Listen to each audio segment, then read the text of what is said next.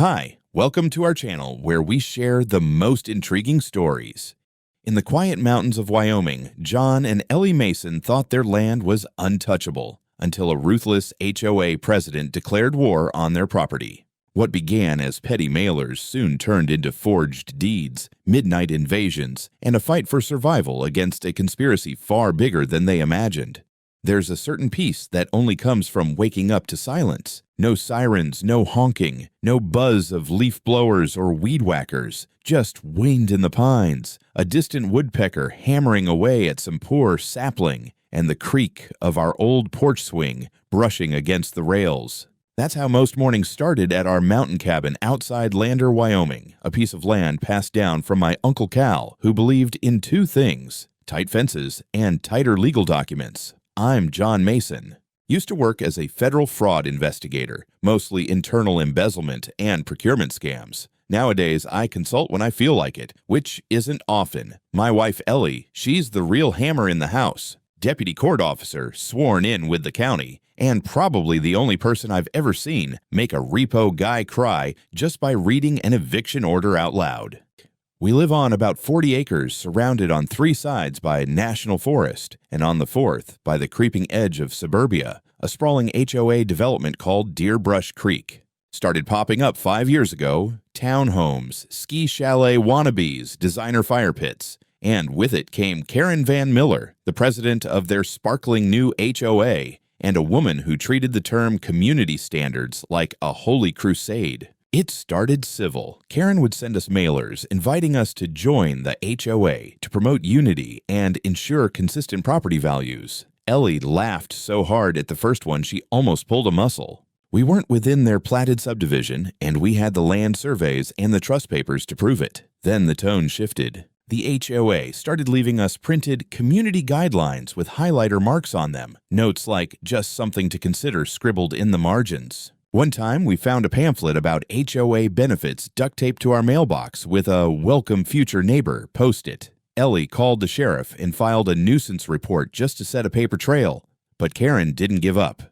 She came to our gate once, breezing in like she was late for a charity gala, armed with a clipboard and a tight smile. Said something about how the community voted to eventually expand oversight to include the natural properties adjacent to Deerbrush. I told her no vote of hers had any bearing on my deed. Ellie just said, "Trespass again, and I'll serve you papers before your Range Rover hits reverse." We hadn't heard from her in weeks. Then, right before our weekend trip to Jackson to meet some old college friends, another envelope arrived.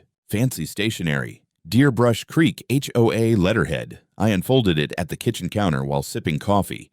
"Dear resident of Lot 41, A." I stopped reading there. Lot 41.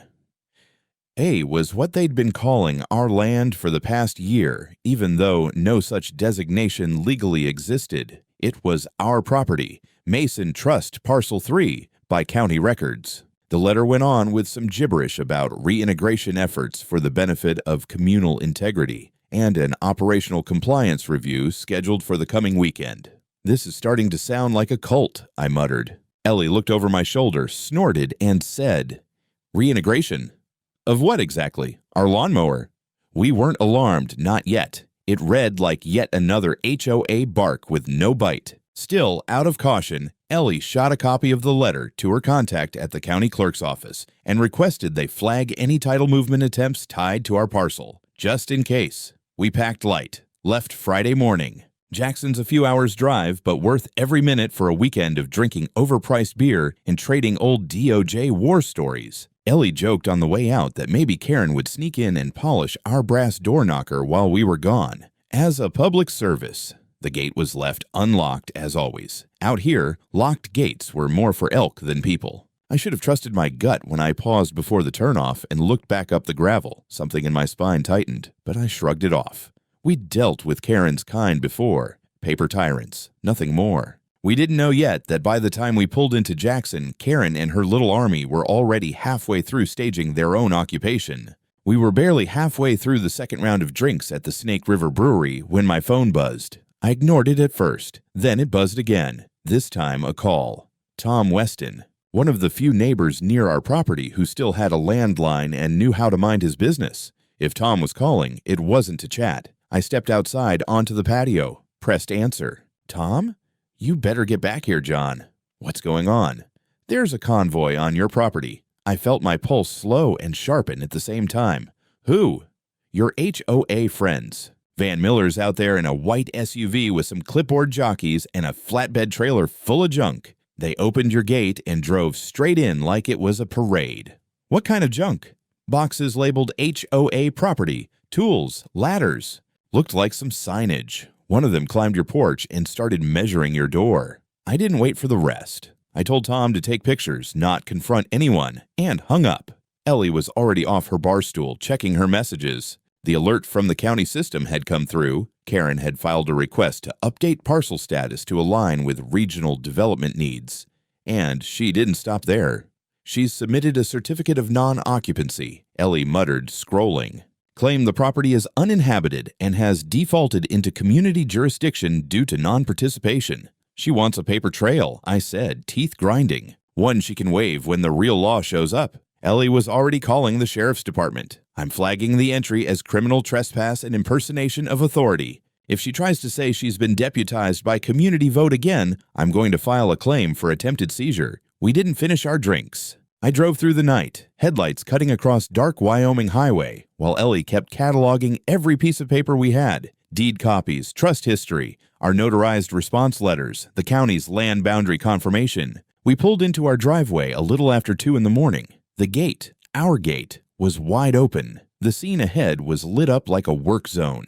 A portable floodlight on a tripod hummed beside the front steps. Trash bins with HOA decals had been placed near the porch. On the ground next to the tool shed, I saw stacked plastic signs reading Lot 41A, managed by Deerbrush Creek HOA. Someone had actually nailed one to the cottonwood at the edge of the driveway. Ellie killed the lights and we rolled in slow. I spotted 2 men near the side of the cabin, black polos, khakis, radios clipped to their belts. One of them had a clipboard and was photographing the windows from different angles. The other stood near the propane tank with a damn measuring wheel. The flatbed trailer, now half empty, sat off to the left. In it, buckets, orange fencing, a folded pop-up tent, and a rolled-up banner with community compliance operations printed across it. And standing in the middle of our yard, arms crossed like she was posing for a brochure, was Karen. We parked halfway up the driveway behind the tree line. Ellie didn't wait. She grabbed her badge, her flashlight, and a satchel from the back seat. I got out and clicked the panic switch on the truck. Flashing lights, alarm chirp, horn blare. The effect was instant. Everyone froze. I saw Karen's head whip around just as Ellie broke off to the right and disappeared behind the shed. The man with the clipboard fumbled it. One of the workers yelled something and started backing toward the trailer. Karen, still rooted in place, lifted her arm and shouted over the noise, "You're trespassing on a managed HOA parcel. You have no right to interfere." That's when Ellie reappeared behind her. She walked calmly across the lawn, unzipped her satchel, and pulled out a folded document, long, thick, and sealed in plastic. "Karen Van Miller," she said, loud and clear. "This is a court-issued injunction against any HOA personnel entering or altering property designated as Mason Trust Parcel 3, signed yesterday by District Judge Eleanor Green. Here's your official notice of civil suit pending and criminal complaint filed with the county sheriff." She handed the documents over, slowly, deliberately. Karen reached out with a mechanical motion like her body hadn't caught up to the meaning yet. Ellie looked her dead in the eye. "This is not your land, and you're not above the law."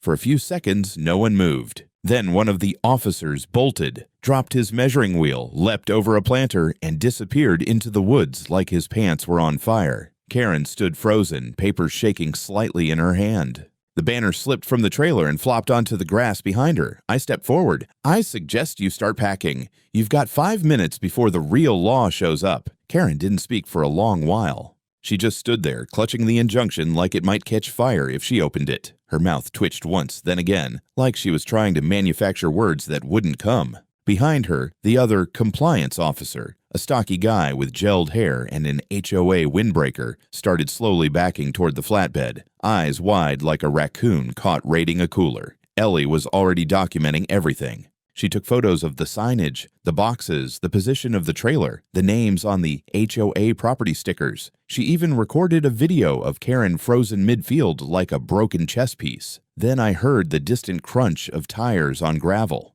"Sheriff Deputy car." Right on time. Karen must have heard it too. She blinked and finally managed to speak. "This is all a misunderstanding," she said suddenly, loudly, with a breathless laugh that didn't sound remotely sane. "We were simply staging for a community event. This property has always been transitional." "Transitional," I said, stepping closer. "Is that what you call breaking and entering now?" The deputy got out of his cruiser, adjusting his belt. I recognized him, Curtis Holden. Good guy, straightforward. Ellie briefed him first, badge to badge. Then he came over to me and Karen. "Ms. Van Miller, can you explain why you're on this property after an injunction was filed yesterday morning prohibiting any HOA activity here?" She tried to smile again. "Sheriff, I wasn't made aware of any injunction." Ellie handed him the signed proof of service, served to the HOA's registered mailing address, and now served personally. She's been notified. Twice. Karen's cheeks flushed. I was acting under procedural guidance. My understanding is that this land was part of Deerbrush jurisdiction due to non-participation." "You understand wrong," I said flatly. Holden looked around, taking in the signs, the bins, the half-installed security camera box still hanging from our gutter. "Did you bring that?" he asked, pointing. Karen hesitated. "Those were meant to enhance communal surveillance. We believe in proactive safety." Holden turned to me. "You want to press charges?" "Damn right I do," I said. "Trespass, unlawful entry, attempted fraud. And I want that trailer off my land in the next 10 minutes. The deputy looked at Karen again. "You'll need to leave immediately. And don't touch a damn thing. We'll need to catalog this." Karen opened her mouth, but whatever she wanted to say got lodged somewhere between indignation and panic. She turned and barked at the remaining worker, who was pretending to fiddle with the trailer hitch. "Just load it back up. We're leaving." The cleanup was sloppy. They pulled down the signs but left the nails in the trees. They abandoned 2 trash bins and a collapsible table with HOA brochures fluttering in the wind. The last man to leave, clipboard guy, threw a sideways glance at me, eyes somewhere between shame and resentment. Ellie and I stood side by side as they drove off, Karen gripping the steering wheel of her SUV like she was afraid it might explode. The flatbed bounced over a pothole on the way out, dropping one of the plastic "Welcome to the Community" signs right into our ditch. Holden promised to file a full report and pass it to the DA. Then he said something that stuck with me. "You know, John, people like that, they don't usually stop after being told no. They stop when something stops them for real." He wasn't wrong. We spent the next few hours securing everything. Ellie reviewed the camera footage from our remote surveillance. Karen had been on the property less than 6 hours after we left. She wasn't wasting time. I installed motion lights on the western trail, reinforced the gate with a new coated latch, and marked the perimeter with reflective private property signs. But the real work was digital. I pulled up the county recorder's site and did a full scan on any document referencing our parcel in the past 60 days. That's when I found it. A new file submitted the day before the raid. Reclassification Addendum Lot 41A, signed by someone named Ben Wong, identifying himself as a regional assessor. Ben Wong, a name I hadn't heard in years. Except I remembered him vividly because I'd been at his memorial service. Ben had died 3 years ago in a snowmobile accident near Pinedale, so who the hell just forged a document using his name? I sat there in my office with the screen glowing cold blue in the dark. The document was there in black and white, plain as day. Reclassification Addendum, Lot 41A, submitted by Ben Wong, complete with a signature that looked authentic. If you'd never met the man. I had. Ben wasn't just a passing name in county records. He was the original surveyor who helped delineate this entire region back when the forest boundaries were being finalized. Ellie and I attended his funeral. I remembered the snow, the eulogy from his wife, and the way the damn reception ran out of hot coffee in 10 minutes. No mistaking it. He was dead. And someone had dragged his name out of the grave to file a forged addendum that claimed our land had been reviewed and authorized for HOA reintegration, whatever the hell that meant. I printed the document, highlighted the signature, and sent copies to 3 people. Ellie, my old contact at DOJ named Travis Krantz, and our county's title integrity officer. I knew Travis would answer fast. He did.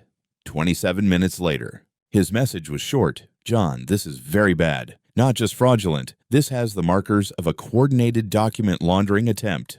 You need to secure your originals, start a chain of custody log, and do not confront anyone directly until I run this through federal channels. I was already ahead of him. I pulled the original trust deed and parcel documentation out of the fire safe, photographed every page, then sealed it all in a new envelope with tamper tape. Ellie had already printed her own hard copies of the injunction and police report from the prior night. We didn't talk much while we worked. She was too focused. On the screen, on her phone, on her own network of legal contacts. At one point, she called our county recorder's office and asked point blank if the signature on the addendum had been verified against a current registry of active professionals. There was a pause on the line. Then, we were told it was legacy verified. Ellie's eyebrow twitched. By who? We'll have to check that. It may have come through HOA's general counsel. I mouthed the word silently. Unbelievable. By that afternoon, Travis called again, this time on video. John, I'm escalating this to the regional office. This looks like a case of forged property conveyance using a defunct credential. Someone got into old assessor archives, pulled Wong's inactive cert ID, and spoofed an authorizing document. It's clean work, clearly not some bored member with Microsoft Word. So not just HOA Karen playing dictator. She's the surface-level crazy, Travis said. But someone else provided her tools. I could feel the gears turning in my mind, old instincts coming alive. I'd handled procurement fraud rings before, but this was personal. They didn't just try to bully us off our land. They tried to rewrite history to make it look like it had never been ours. Ellie, meanwhile, had found something else. Check this out, she said, opening a folder labeled Deer Brush Internal Docs, publicly available HOA records. Karen submitted a request to approve a maintenance budget increase 2 days before the raid. Purpose: temporary compliance facility setup for expanded parcel management. Guess which lot is referenced in the footnote? Let me guess. 41A. So she thought this was already a done deal. Or she was told it would be. Then she pulled up an aerial image from a drone survey dated just a month prior. They mapped our cabin, she said, down to the coordinates. This isn't a misunderstanding. This was staged, pre-planned. My blood ran cold. I opened the window, stared out at the cottonwoods and the wind bending the tall grass near the old shed. From where I stood, everything looked peaceful, untouched. But behind those quiet trees, someone had been moving chess pieces, setting us up for a clean legal takedown. We decided to file a full criminal complaint first thing the next morning. But Karen wasn't done. That evening, we heard a car pull up to the bottom of the driveway, not on our land, just at the turnoff. Ellie checked the window. I followed her gaze. It was a man in a suit, mid-40s, trim beard. He didn't approach the gate, just stood there looking at the house. He held something in his hand, a folder or maybe an envelope. He waited, didn't call out, didn't move closer. Then he turned, got back in his car, and drove off without a word. Ellie looked at me. You feel that? Yeah, I said quietly. That was an HOA.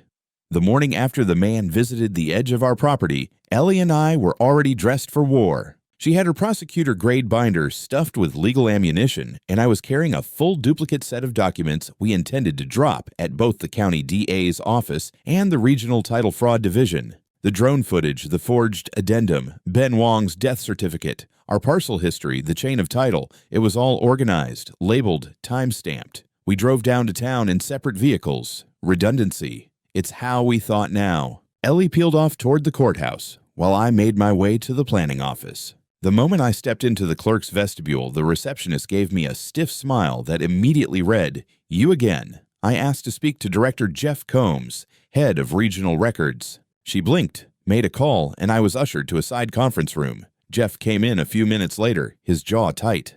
"John," he said cautiously, "bit of a mess brewing." "I noticed," I replied, opening my binder. "Didn't realize your office validated zombie signatures." He didn't even flinch. We didn't. We were given third-party clearance by Deerbrush HOA legal counsel. Said it was a posthumous transfer cleared by a continuity clause. I raised an eyebrow. "Show me." He pulled up the record on his tablet. The file had a digital validation mark issued by a firm named Pinegate Regional Real Estate Solutions, a Delaware-registered consultancy with 0 listed staff, only a P.O. box. The document referenced a supposed notary session involving Ben Wong, dated 6 months after he passed. No verification footage, no signature trace match. "This is enough to jail someone," I muttered. "Which is why I didn't fight you showing up," Jeff said. "I'll file a temporary freeze on the transfer and attach a fraud risk flag. But if you want this reversed fast, get a judge to sign an emergency injunction." I called Ellie. She was already ahead of me. "Judge Lanigan just signed off," she said over the line. "We've got 24 hours to file a formal challenge and get it on record." Oh, and the sheriff's office just confirmed a complaint against HOA for illegal encroachment. "You might want to meet me back here." I pulled out of the planning office parking lot and headed straight toward the courthouse. When I arrived, Ellie was in the middle of a heated exchange with a woman in a designer suit who turned out to be Karen's attorney, corporate cold, and just arrogant enough to forget who she was dealing with. "This is a jurisdictional issue," the woman was saying, "and we dispute the classification of the Masons' property as exempt. HOA authority extends to all adjacent parcels under the community's development easement." I stepped forward. "Really? Then explain why your client used a dead man's credentials to file a reclassification." The lawyer's jaw flexed. "We dispute the authenticity of that death certificate." Ellie turned toward her. "We have the coroner's log, original family statement, and a notarized obituary. Sit down." The woman froze, but did exactly that. The courtroom doors opened, and we were summoned before Judge Lanigan for the initial hearing on the injunction. It went quickly. We presented the footage, the forged documents, the fraudulent parcel references. The judge didn't even let Karen's lawyer finish her second sentence before cutting her off. "The court finds sufficient cause for suspicion of forgery, unlawful trespass, and property misrepresentation. Injunction is upheld. All HOA actions related to Lot 41A are hereby nullified pending full investigation." We walked out without saying another word. The lawyer didn't follow. Probably smart. Back at home that evening, we pulled up our security system to check the logs. Something caught Ellie's eye. "Hold on," she said, zooming in. Around 3 a.m., a black SUV had crept up to the edge of our property line and sat idling for 6 full minutes. Its lights were off. No one exited. Then it backed away and left the way it came. "Was that her?" I asked. Ellie shook her head. "Too careful. Karen's arrogant. This was something else." She turned to me slowly. "This is bigger than HOA. Someone else is behind this." By the time the sun rose, we weren't just wary. We were officially on high alert. Ellie spent the morning on a secure call with the district prosecutor's office while I drafted a detailed chronology of every incursion, every falsified record, every item planted on our property. I wasn't just writing for the sheriff's department anymore. I was preparing a report for the DOJ and, if necessary, the press. Because this wasn't a rogue HOA president anymore. It smelled like a coordinated land acquisition scheme. Around 10 a.m., we got a knock at the door. It wasn't the sheriff. It was a local contractor I vaguely recognized. Beard, plaid shirt, worn boots. He introduced himself as Mike Thorpe and asked if we were still good for the deck installation HOA approved. That got my full attention. "Excuse me," I said. "Who told you we requested any work?" "Karen Van Miller," he said plainly. "She submitted the work order 2 days ago, told us the property was undergoing reintegration and that the new owners, that's you, had authorized HOA upgrades. I've got a copy of the order." He showed it to me. It was a printed form bearing our parcel number and my name, but in a handwriting I'd never seen. Signed, of course, by Authorized HOA Director and someone named W.G. Thornbridge. "Never heard of this guy," I said. Ellie stepped out onto the porch, instantly taking photos of the document. "We're filing this as evidence of construction fraud," she said. "Get off our property now." Mike looked startled, but nodded and backed away. "I just follow the work orders. No one told me this was dirty." I believed him. The handwriting looked traced, and the form itself was a cheap printout, but it confirmed something dangerous. Karen was preparing to build something on our land, which meant she either expected to succeed in court or didn't care if she lost. We spent the afternoon triple-checking all active permits in the county register. Nothing was filed for new builds on our parcel. Not a gazebo, not a light fixture. But then Ellie found it. A dormant permit for community amenity staging that had been activated for Lot 41A 2 weeks ago and immediately marked as pending HOA integration. It was signed off by a county assistant manager we'd never heard of. She made a call. 10 minutes later, she hung up, pale. That man's real name is Walter G. Thornbridge. He works in the planning department's acquisitions office. Karen used his credentials. You're saying she got a real county employee to approve illegal HOA permits on a non-HOA parcel. Either that, or he's in on it. I stared at the road leading down toward town. We need backup. Ellie didn't even argue. She called her old friend Alana Reese, a federal real estate fraud investigator she'd met 5 years ago at a seminar in Boise. Alana answered on the first ring. Ellie explained the situation. There was a pause. Then, I'm coming. I'll be there tomorrow. And I'm bringing a forensic analyst. I felt something ease in my chest for the first time in days. But relief didn't last long. Because that night, as I walked the perimeter of our land with a flashlight, I noticed something wedged under a clump of wild sage at the far corner of the fence. It was a marker flag, the kind used in surveying. I bent down. It read, HOA Utility Easement Marker, Phase 2 Development. They were planning another phase, on our land, without our knowledge, and this time it looked like they intended to build into our forested section. I took the flag, stomped it flat, and marched straight back to the house. They're laying infrastructure, I told Ellie. This isn't just about HOA dues anymore. They're trying to turn this into a subdivision. Her face tightened. Tomorrow, she said. We dropped the hammer. Alana Reese arrived the next morning in a government-plated SUV, her analyst in tow. A quiet guy named Derek who immediately started scanning the area with a handheld LiDAR device. Ellie greeted them with coffee and a printed dossier of everything we'd compiled. I walked them through the permit fraud, the fake construction orders, the survey flags. Alana listened with a tight jaw and the kind of controlled anger I'd seen before, the type reserved for bureaucratic predators. By noon, we had a mobile workstation set up in our cabin. Derek pulled county land data, matched it with drone photos Ellie had archived, and highlighted something I hadn't noticed before, a series of dotted utility lines on the HOA's public map that ran directly through our forested lot.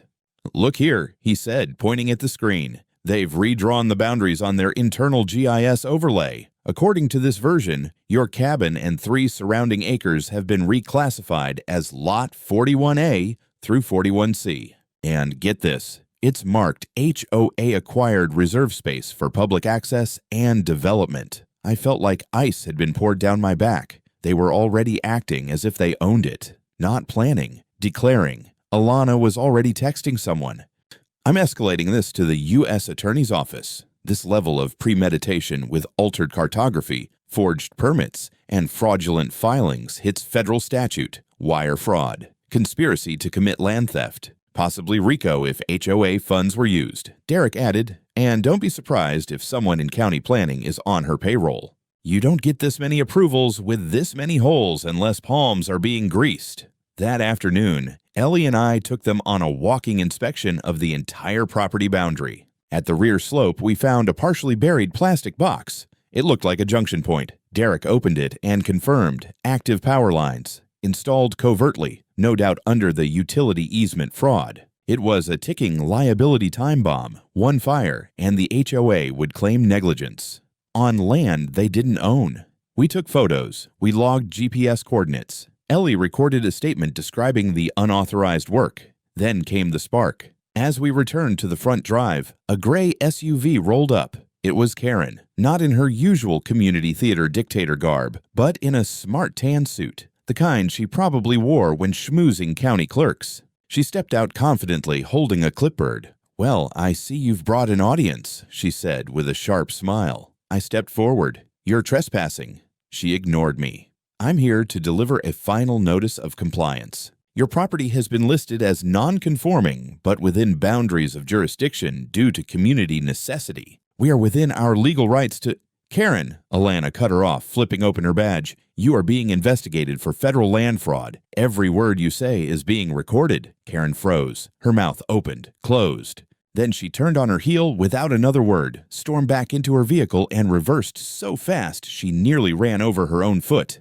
Ellie exhaled. That was the look of a woman who just realized the iceberg is bigger than the boat. We spent the evening securing documents, preparing sworn affidavits, and compiling the full report to hand off in the morning. Alana said she'd be meeting a DOJ liaison in Cheyenne the next day to brief them in person. I asked if this was going to get ugly. She looked at me flatly. It already is. By sunrise, Alana and Derek were already on the road to Cheyenne, but not before handing us 2 encrypted USB drives, one for the DOJ and one for us to keep in secure storage. "If anything happens to me," she said with zero drama, "make sure this gets to the press." She meant it. Ellie spent the early morning filing an official restraining order request with the county court clerk. I drove into town and picked up another motion-activated camera system to set up along the back ridge, near where we'd found the buried utility lines. Something in my gut said Karen wasn't done. Not by a long shot. I wasn't wrong.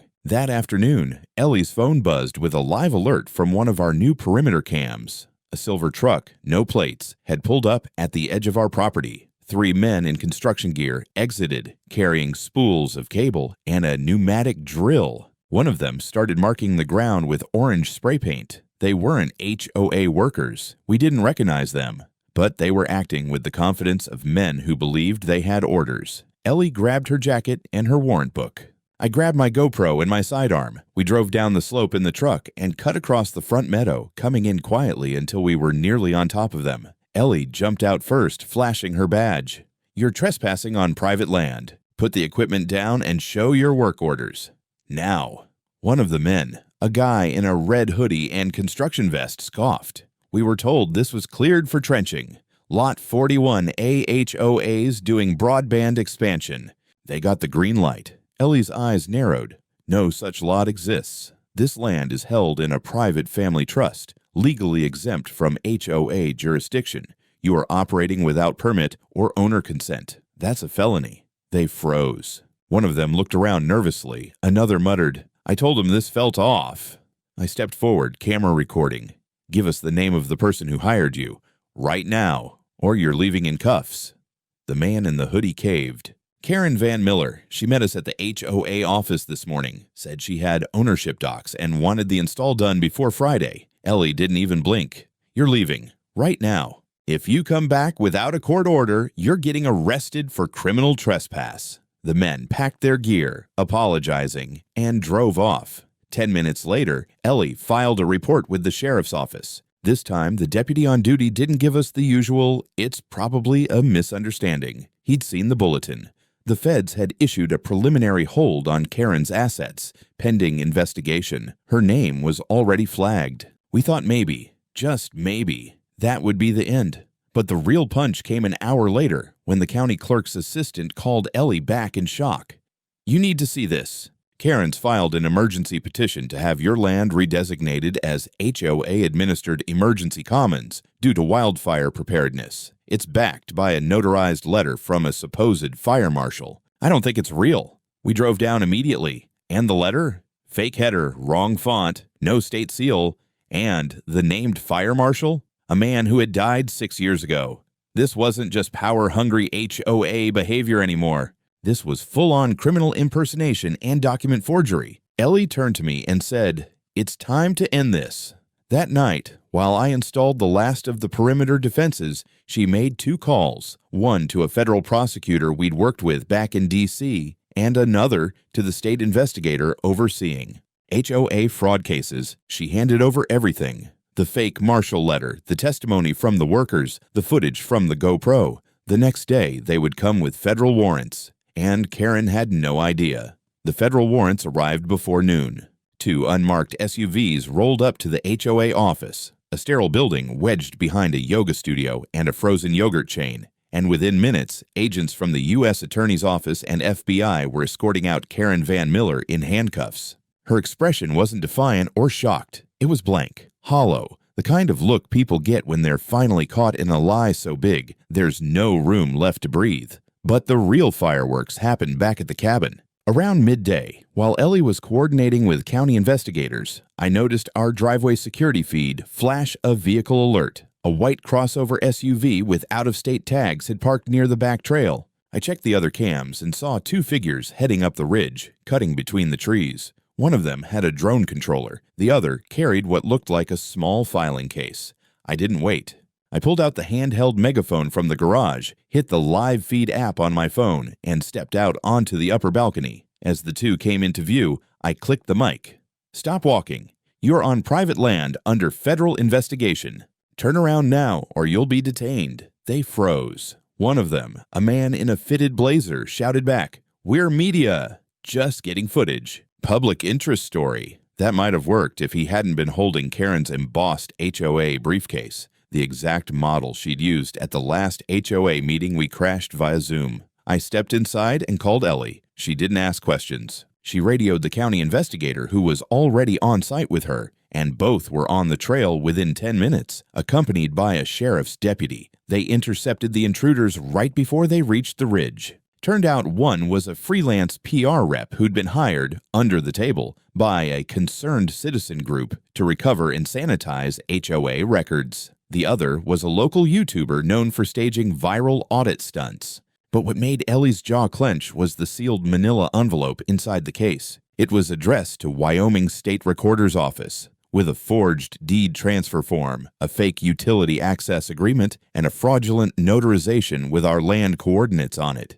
Karen had prepped a second wave of legal manipulation in case the first failed. The evidence was turned over instantly, and the investigator promised a direct handoff to the U.S. attorney. By evening, our cabin was quiet again, but buzzing with digital traffic. News had broken on regional outlets. HOA president arrested in multi-state land fraud scheme. Headlines swirled. Former homeowners began reaching out with their own stories of shady fee hikes, retroactive rule changes, and unexplained property lien notices. Apparently, our case was just the first domino. I grilled steaks on the patio that night, while Ellie sorted through affidavits sent over by the DOJ. There was a strange calm to it all, like the first clean breath after weeks underwater. But we weren't naive.